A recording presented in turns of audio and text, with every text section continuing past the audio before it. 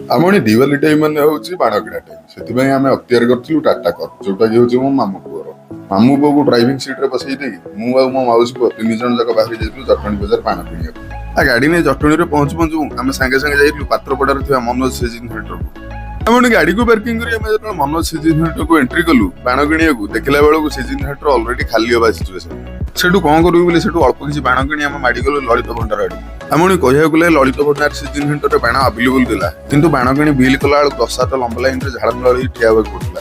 ବାସ୍ କିଛି ନାହିଁ, ଲଳିତ ଭାଇଙ୍କ ପାଖରୁ ଅଳ୍ପ କିଛିଟା ବାଣ କିଣି ସେଠି ଅଧଘଣ୍ଟା ଲାଇନରେ ମରେଇବା ପରେ ବିଲ୍ କରି ପୁଣି ଫେରି ଆସିଲୁ ଆମ କାର ପାଖକୁ। ଆମଣି ପରିଶ୍ରମର ଫଳ ତ କେବେ ବୃଥା ଯିବନି, ସେଥିପାଇଁ 2 ଜାଗାରୁ ଆମେ କଲେକ୍ସନ କରିଥିବା ବାଣ ବହୁତ ସାରା ହେଇଗଲା। ତାକୁ ଦେଖି ଆମେ କି ଖୁସି, ପୁରା ବହୁତ ଖୁସି। ମୋ ମାଉସୀ ପୁଅ କି ଖୁସି, ସିଏ 2 ଆଙ୍ଗୁଠି ଦେଖେଇଥିଲା ପୁରା। ତାପରେ ମୁଁ ପୁରା ଦାନ୍ତ ଦେଖିକି ପୁରା କିଲକିଲି ହେଲି। ଦେଖୁନାହାନ୍ତି କି ଭଳିଆ ଖୁସି ହଉଛି। ଏତେ ସବୁ ଖୁସି ଭିତରେ ଆଜିର ମିନି ବ୍ଲଗ ଏତିକିରେ ସରିଲା। ଯଦି ପାରିବେ ଟିକେ ସପୋର୍ଟ କରନ୍ତୁ। ଦେଖା ହବା ନେକ୍ସଟ ମିନି ବ୍ଲଗ।